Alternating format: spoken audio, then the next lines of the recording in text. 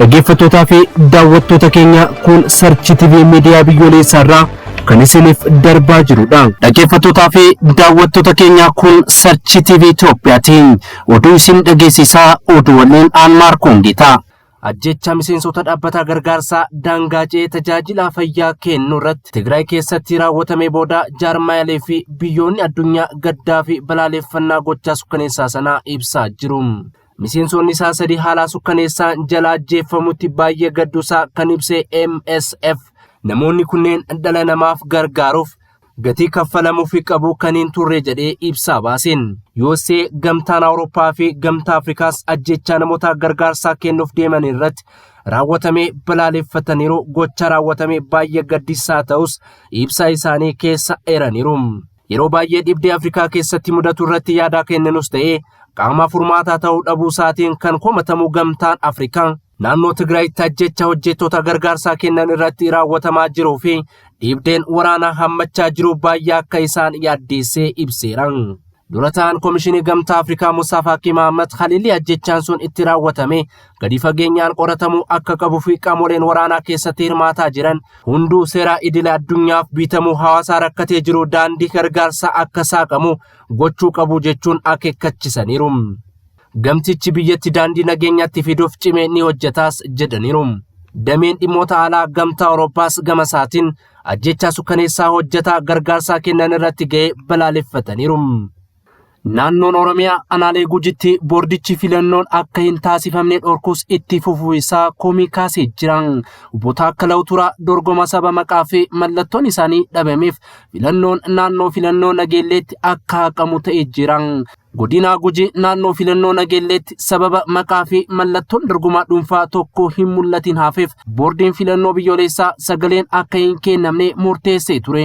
Haa ta'u malee kanneen dhuunfaan dorgoman aanota godinichaa keessatti sagaleen kennamuu himanii jiru. Haa ta'u malee kanneen dhuunfaan dorgoman aanota godinichaa keessatti sagalee kennamuu isaa himanii jiran. Qindeessitoonni boordichaas magaalaa Nageelleetti qofaa filannoon akka hin taasifamne hambisu himan. Sababa isaa yoo ibsanis ture waan ibsameef baadiyyaatti sababa rakkoo neetworkiin odeeffannoo ga'uun dhabameen filannoon adeemsifamee jedhan. Walitti qabduun boordii filannoo biyyoolessaa addee Burtukaan Miidhagsaa sababa hanqina waraqaa filannootiin Nageelleetti filannoon akka hin gaggeeffamne dhorkamee ture jedhan. Haa ta'u malee ajaja hoogganaa tokkoon buufataaleen filannoo 100 ta'an sagalee isaanii kennanii jiru.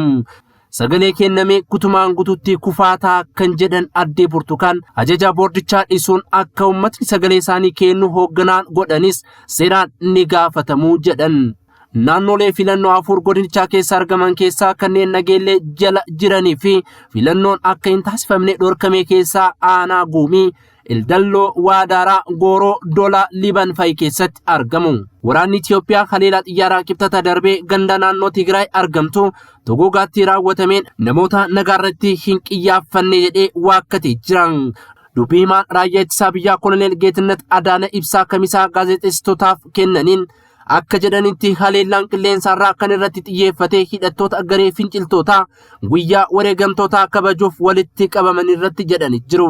Paartiin haqaa hawaasummaa lammiilee Itoophiyaatiif Izeema rakkooleen filannoo wal qabatee mul'ataniif boordichi deebii hin kennine yoo ta'e dhimmichi gara mana murtiitti geessaa jedhee jira.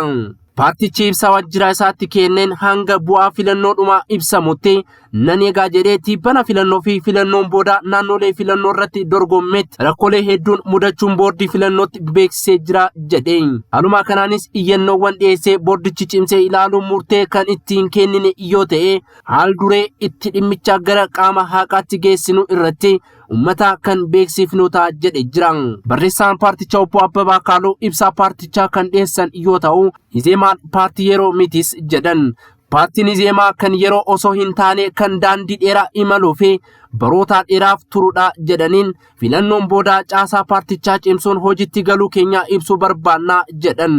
Izeemaan paartii morkattoota kamiyyuu caalaa jedhamu karaa danda'uun guutuu biyyaatti caasaa aanaalee filannoo 455 hundeessuun kan socho'aa turee fi filannoo bara kanaa irratti paartii biyyaa bulchaa jiru kan morkatee ta'uu ibsameera. Aduu fi roobaa keessa halkaniif guyyaa dhibbaa fi raafamaa gidduutti hiriirtanii warra sagalee keessan Izeemaaf kennitaniif onneerraa isin galateeffannaa warra nu hin filannees murtii keessan kan kabajnu ta'uu ibsinaa jedhan. Durataan Izeemaa Yeshwaas Asaffaa paartii qabxii kamiyyuu haa galmeessu. Izeemaan paartii bara keessaa jiraatu ta'uu fi sochiiwwan jalqabee kan itti fufan ta'uu deeggartoota keenyaa fi uummata guutuuf ibsina jedhan.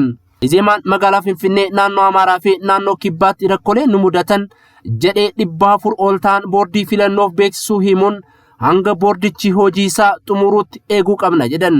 Itti aanaa durataa Izeemaa Andu'aalam Arraagee gama isaaniitiin filannoo duraa fi gaafa filannoo miseensota paartichaa fi deeggartoota isaarraa dhiibbaan garaagaraa gahaa ture jedheen ummatni yoo nu hin filannee amannee fudhachuu qabna jedhan.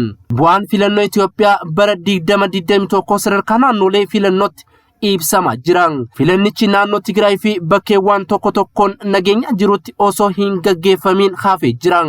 Qaamolee filannichaa taajjaban ilaalchisee gareen taajjabdoota gamtaa Afrikaa filannoo Itoophiyaa marsa jaaffaa hanqinoota hedduu qabaatus karaa amanummaa qabuun gaggeeffamuusaa taajjabeera jedhee gabaasa jalqabaa baasee jiran. Garee taajjabdoota gamtaa Afrikaa gabaasa jalqabaa kanaan filannichi hanqinoota loojistikii fi nageenyaa dhibbaa siyaasaa fi of eeggannoo dhabuu weerara koronaavaayirasii irratti kan hafe qophiiwwan filannoon duraa fi guyyaan filannoo wantoota hojjetaman karaa seeraa qabeessaa nagaa qabeessaa fi amanummaa qabuun raawwatame jedhe.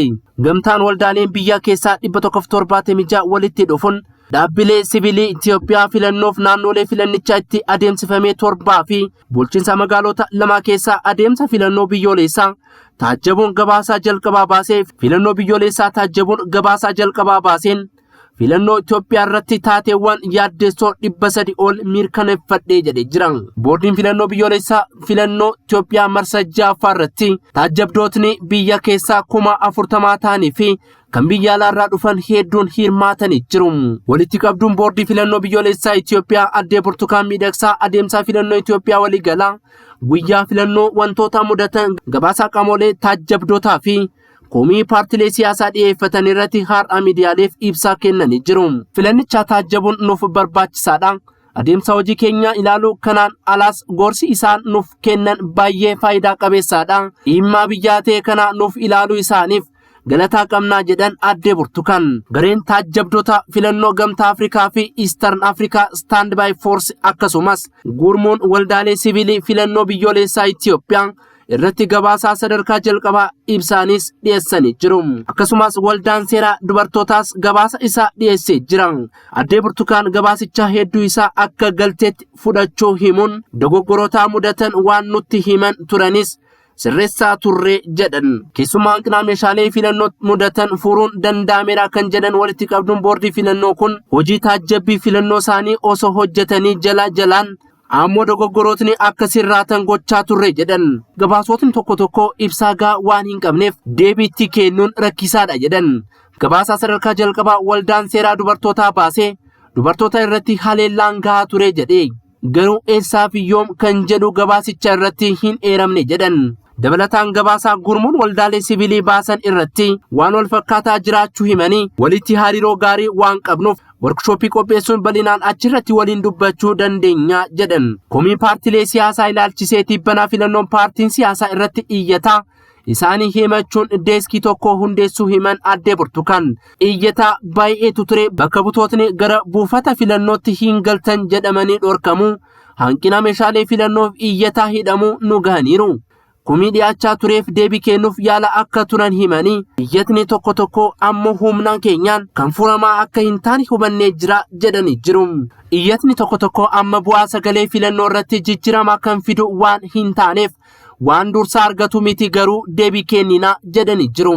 Boordichi yeroo bu'aa filannoo mirkaneessutti wantoota bu'uuraa ta'anii kanneen garaagaraafis deebii kenninaa sadarkaa keenyaa kanneen ilaalamaniif jechuun himan walitti qabduun boordicha. Paartiin Izeemaa irratti komii xalayaadhaan boordichaaf dhiyeesse akka hin jirre himanii garuu gaafii kaaniif boordichi deebii kennuuf hojjetaa jira jedhan. Paartiin Innaat komii 3 dhiyaachuu himuun boordichis miseensa jala hidhamee hiiksisee jira.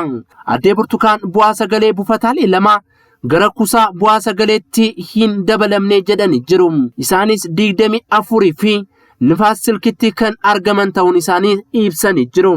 Garuu bu'aan filannichaa isaa dhuma yeroo beeksifnu lakkoofsa namoota sagalee isaanii kennuuf ba'anii kan beeksifnu ta'a jedhanii jiru.